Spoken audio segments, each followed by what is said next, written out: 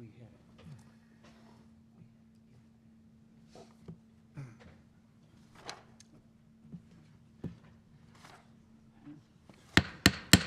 it. Called meeting to order for the Planning and Zoning Commission meeting on Monday, December 11th, 2023. Roll Marco call. Gonzalez.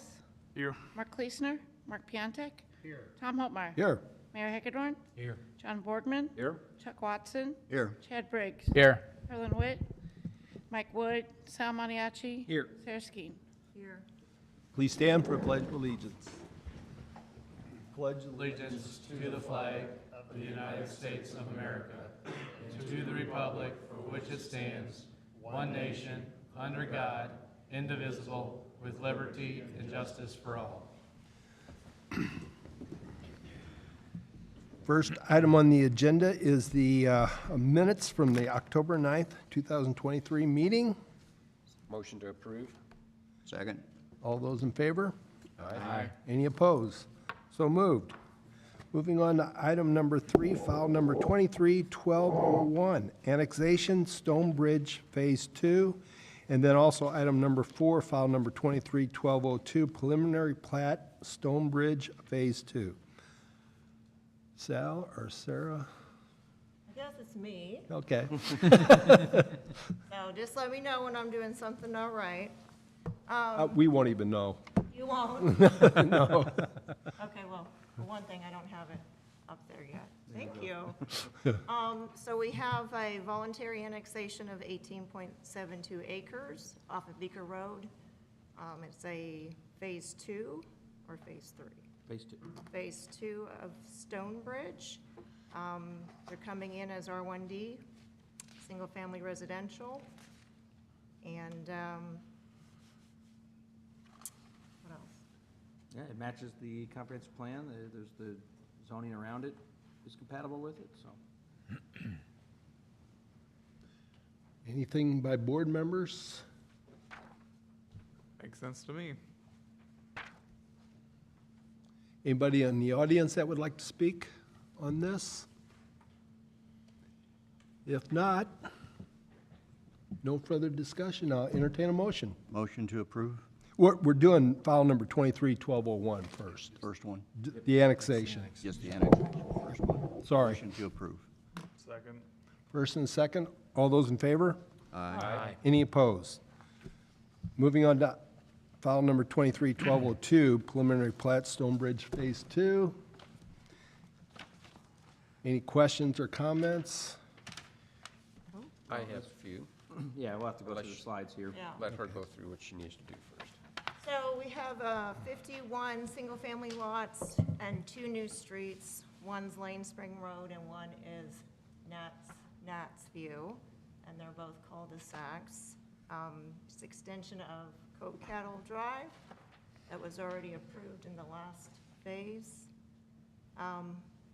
We do have a road that will have an extension down the road, so I don't know if you can tell. It doesn't have a stub. Oh, how do you work this thing? Yeah, just hold down that The one. red button? There we go. So you can see there, that's just going to be extended out into a future plat. The plat meets all the easements, lot size, and access requirements that we set forth in the code. So you have any questions about this? Can you slide that slide up? Slide it up. To show the previous phase? No, I mean on the picture. Yeah, so, well, on the, what you have is showing both phases, so this is zoomed in to show, this is what you're approving tonight. Okay. Yeah, the lower phase 1, It was already approved. yeah. Okay, now it makes sense. Any other questions by board members? Yes, I have Yeah. a few comments. First of all, and I've talked to Sal about this last week, the name of the street, Lane Spring Road, and I asked Sal if what we had for definitions for streets, because emergency services, when we think of a road, we think of something that goes some distance, you know, like a drive or something like that. And in both of these situations, these are really courts that cross over and just are short stubs. So I think we ought to look at, and I don't know, Sal, did you find out, do we have definitions for, There is a policy that Bill Homick wrote years ago that does say for, roads and drives or for through streets, courts and circles are for cul-de-sacs. There's nothing in the code that requires it, but it is typically at this process that you would recommend street name changes and just conditionalize it for the final plat. so I would recommend that if, you can do that to change that name to something, or drop the road, whatever. The only other challenge with that, we get into emergency services, and everybody is starting to transition more to using devices and your mapping and things like that, but there's still people sometimes that don't have access to that, or it's not as accurate as what it could be. And the problem you would run into, for instance, if you would come in off of East West Parkway and go up Coke Cattle Drive, and you get to that intersection, well, which way do I go? Left or right? So that's a bit of a challenge. We have that now out at Brookview. When you get to that intersection, you have to stop physically and look at the street sign to figure out which way you're gonna go, if you don't have it pulled up on your maps. So I would encourage us to try to either name the streets two different ones, one going left and the other one going right, or something there so that they're not crossing that main thoroughfare that's going on through. Just as a suggestion for that. And so what we could do there is have the applicant resubmit street names for, it would be 3 new ones. So if you kept, well, I guess 4. So Lane Spring Road would have to turn into Circle, Court, something that's not a road or drive.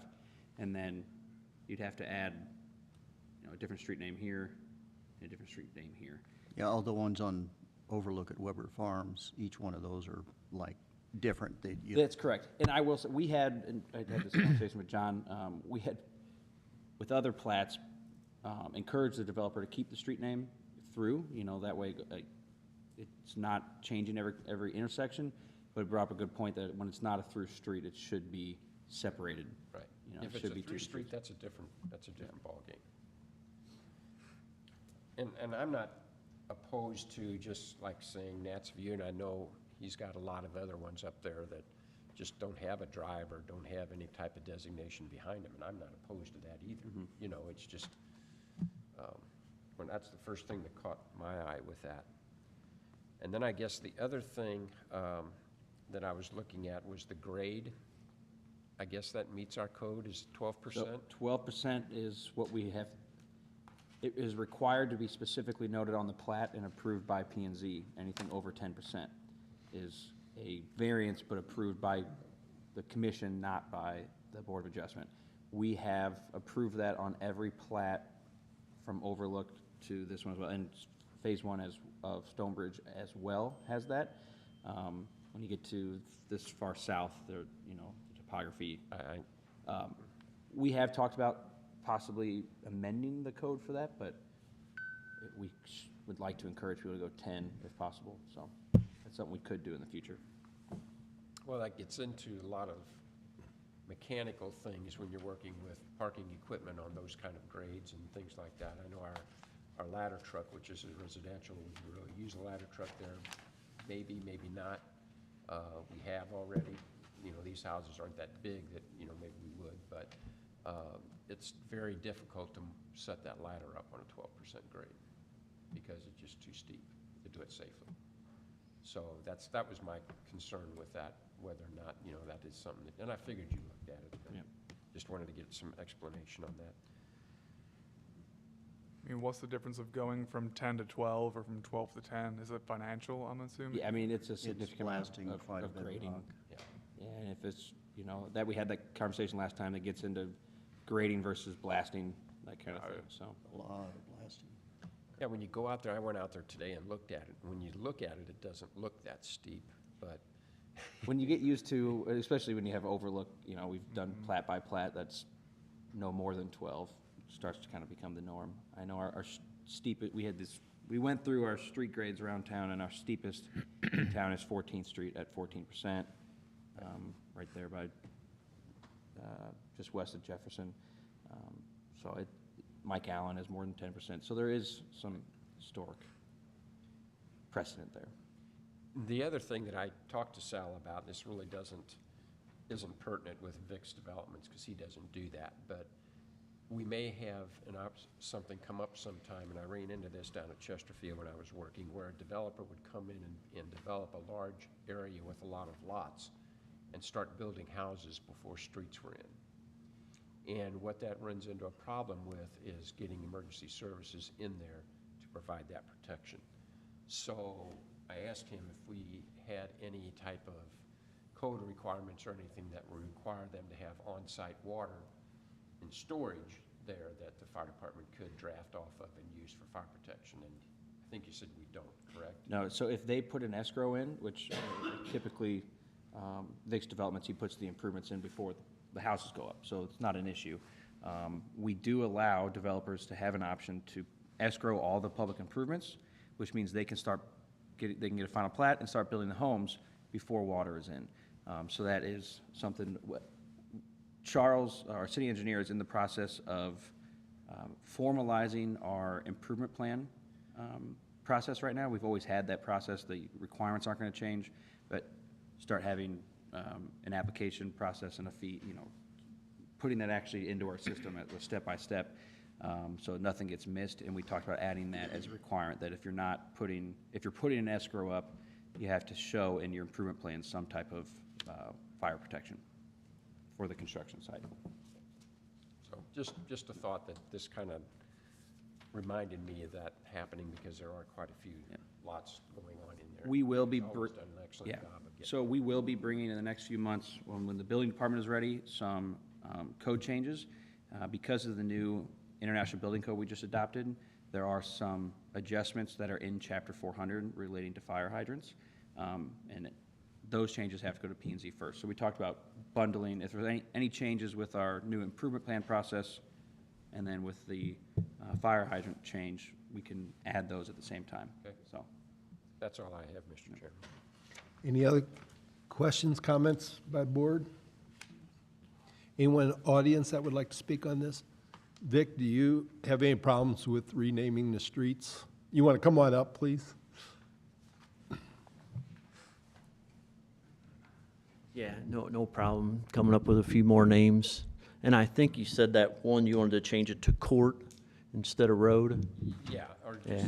just whatever you can come Yeah. up with there. court no. or circle, or, Yeah, there's a handful of things we do for cul-de-sacs that, right. Court is better. I mean, Yep. Might ask you guys for some grandkids' names or something, just to come up with some ideas for more roads, but I can do that. other than that, no problem. Better start asking the kids to have more kids, right? Yeah. Yeah. Any other questions of Vic while he's up? Anything else you'd like to say? No, I don't think so, unless there's some sort of issue. We No. tried to make sure we designed it so that it met all the codes, so. Yep, great. Thank Thank you. Thanks, Vic. Anyone else that would like to speak on this? More needed housing for Washington, Missouri. Yes. Yep. No other comments? I entertain a motion. Motion to approve? Second. All those in favor? Aye. Any opposed? So moved. Moving on to item number 5, file number 23-1203, 335 Rand Street, short-term rental. Sarah? All right, we got a short-term rental application at 335 Rand Street. They're in R2 overlay. I can't get that presentation out for some slow computer. slow computer, yeah. So, single-family home, R2 overlay. They are outside a buffer, about 50 feet from the boundary of the closest buffer on High Street. we go. They have, thank you. So you can see that there. Oh, presentation, hold on. I work out the glitches. Is it going? I don't know why it's not showing up on here. There you go. Okay, there we go, we're not hitting the right buttons. So that's the aerial there. And they have been in the past operating as a short-term rental without having a special use permit. Our Granicus software found them, we made contact, they agreed to get the application in, and so we're coming to you to get approval so that they continue operating as a short-term rental. I did get one phone call from a neighbor across the street, just kind of making a comment how people would park too close to his driveway where he couldn't see when he was backing up. I asked him if he wanted to come to the meeting or make an official comment. He said, no, I just wanted to bring that to your attention. So that was the extent of that for the neighborhood reporting, so. It does have more on-street parking than most because it's a corner lot. Corner lot. The back corner there in the alley does not appear to have a driveway. So it'd be on-street parking. Do you know which neighbor complained from the aerial? It's our house, it's the one, so. If you would, come on up. Introduce yourself. Yeah, introduce you. I'm Marcus Melita, this is my wife Sarah. So you're looking at the back of the house, it's the one that's that yellow one straight. Kind of across from it, well, where the picture's being taken from. We did have one incident where there was, I think they had 3 vehicles, and he complained that there was too many where he couldn't see. He's backing out across the street this way. from Yeah, you. he's backing Yeah. out, or he's pulling out, backing out. Okay. And actually where those trash cans are, there's a pad there, but it's fenced off, which we were actually gonna be redoing the fence here, within the next, probably spring, to make that to where people could actually park right there as Yeah, well. the alley is really narrow, but we could redo it to where there'd be parking back there. We would just have to redo the fence. Okay. Okay, thank you. So, have they offered to pay the back taxes that are due, that are in the code? No, so that is something that we reached out to, and we did talk to Mark Piontek, city attorney, and city council, and this is not necessarily a planning and zoning issue, but city council can require a condition of approval for some type of an agreement on back taxes from previous use. We do have the Granicus software program that gives an estimate of what they think it would be, and then the owner and the city would have to come into a separate settlement agreement that would have to be Okay. hashed out prior to approval of special use permit, if council adds that condition. So we pass it on to council, Yeah. and then they add it. Yeah, and that had got brought up, I think or Chad had called us on that, I think right when we sent the packet out, and we realized planning and zoning doesn't necessarily have to comment on that. This is really just about the special use permit itself, but that city council, yes, that is something council can conditionalize, so. Okay. And this is our first one that we've caught with the software, so it's gonna be a learning curve for all of us that, we didn't write that into any staff condition. We caught 7 with the, away from this, but we did catch 7. 1 we found out was a glitch in the computer. 3 of them were really old listings and they were no longer moving forward. And actually 3 of them are now in the process of getting into conformance. So hopefully this will not be a common occurrence now. So this is the first of 3? Yes, but the other 2 are in either C2 overlay or C3, so they will not need special use permits, but they still have to come in and get a business license, and that is where we'll have to determine what the policy is for back taxes for the business license at that point, so. Any other questions by board members? So what are the other ones, the other properties? I know it's like not within that 150 or 200, but like what are the other short-term rentals near it? Do you know? Yeah, those are these 2 right here on High Street. Right. So these are obviously prior to us changing the code, that's why the buffer overlaps. But there were 2 there. And actually, that was part of the reason we did 150 feet instead of 300, is because it doesn't cross over to the next block. It just gets your direct neighbors right around you. And so this does allow them, keeps them outside of the buffer, creates another buffer overlay, but it's not too close, so. Do you know like what address it is or like what actually are. Oh, on high, I don't know off the top of my head. That's cool. The one closest is 312. 312 high. Got it. Any other questions, comments? Anyone in the audience that would like to speak on it? I'd just like to say we weren't, Oh, come on up. Sorry. we weren't really aware there was a special use permit once we found out, because the mail was going to that residence, so we weren't getting statements that we were like blatantly disregarding or anything, so. Yeah, it was the first one we sent out. So yeah, the software is fairly new. That it's actually a third party that sends the letters out for us and said, hey, these are the properties that aren't in your system. So, yep. Anyone else? If not, entertain a motion. To motion to approve? Second. All those in favor? Aye. Any opposed? So moved. Thank you. It'd be at council Next week. next week. Yep, Monday the 18th. Moving on to other business. All right, we just wanted to pull up the schedule one more time for everyone to review. Oh, I don't know why this computer is giving, doesn't like that it's Sarah's first time. Yeah, we don't have a presentation going. Let's see, what is the, there we go. So, there is obviously some delays with this from previously, our previous schedule. And I was just, Darren will give me trouble, I was really trying to keep it in the threes. You know, we had 93, 2003, 2013, and then with this larger review, and we, you know, our consultant did have a little bit of delays this summer. We did get a draft a few months ago, and there was some significant changes that we wanted to even make before we gave it to department heads. And so we asked our consultant to lay out this schedule that we're actually going to stick to now from here until the end.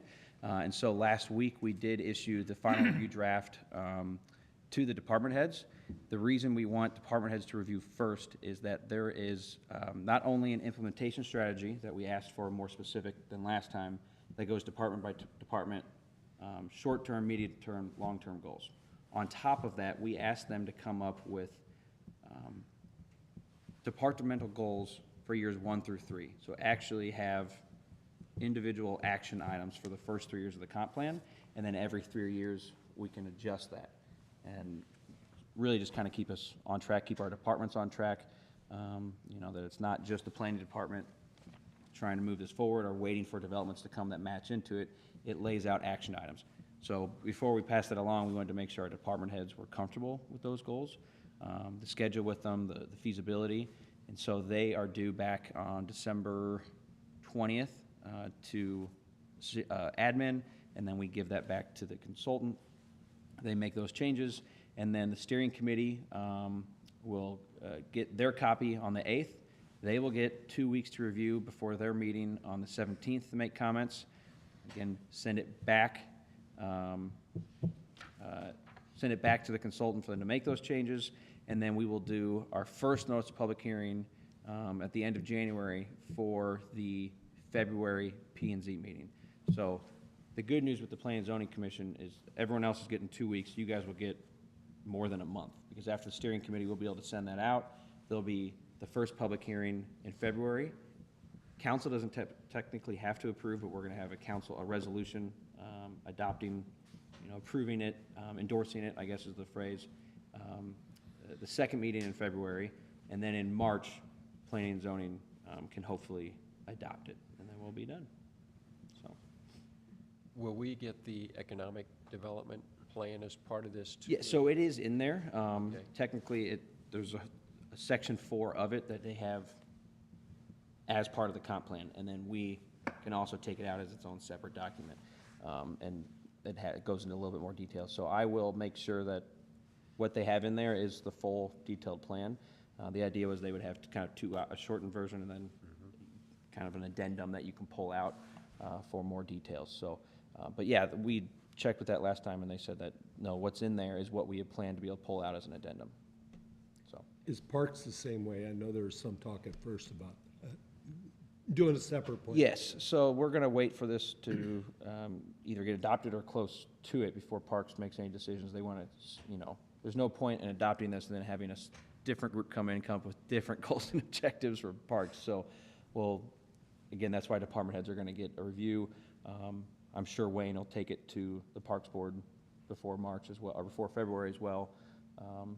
So we'll have closer review. I mean, some departments, like finance, does have a couple goals in there. They have a new, it's proposing a new budget based just on these goals. So, laying out a schedule and a budget for that. But that's the only one really geared towards finance. Obviously, parks and streets have a lot of goals and action items geared towards their department. So I'm sure in these next review periods, we'll have a lot of sit-downs to make sure we're all on the same page. And how about the zoning map? Is that pretty much similar to what we've had? Yeah, so they did add, if you remember one of the reviews, there's, in our current comprehensive plan, we just have future land use map and it just says residential. It doesn't really say what type of residential. We didn't want to get too specific. That was on purpose because it, as development continues, that target kind of changes of what density is most appropriate.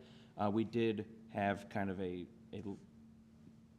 medium to high density residential, and then just medium to low density, really just single family, to kind of identify areas that we think would be good for that transitional zoning we've been talking about, with a lot of these apartments being, C2, then here's kind of a buffer area that we think this higher density would be appropriate, and then back to the single family. So there's not a ton of future land use zoning districts, but we did add one there. So. Any other questions, comments? Sounds good. All right, You have anything else? that's it. There's nothing else. Sarah? I don't have anything. I'll entertain one last motion. Motion to adjourn. Second. All those in favor? Aye. Any opposed? So moved. So, I don't know why. Oh, and Put it on Duke. happy holidays, Merry Christmas. Yes. I didn't even know. I know, Merry Christmas. 2 weeks away. this F8, I don't know that is why they typically the default, so I don't know what is going on with this. But if it's not working, But really, hit duplicate instead of extend. I guess I better get serious. That way, no matter what you're looking at, it'll be up here. Okay, because that was my. I better talk to Chris. It's not Christmas Eve yet. Yeah, I don't, All the better present. somehow the defaults got screwed up on this, because that happened to me at council the other day. I couldn't- No, I know she does. Yeah, see how it's got that little laptop and Yeah. presentation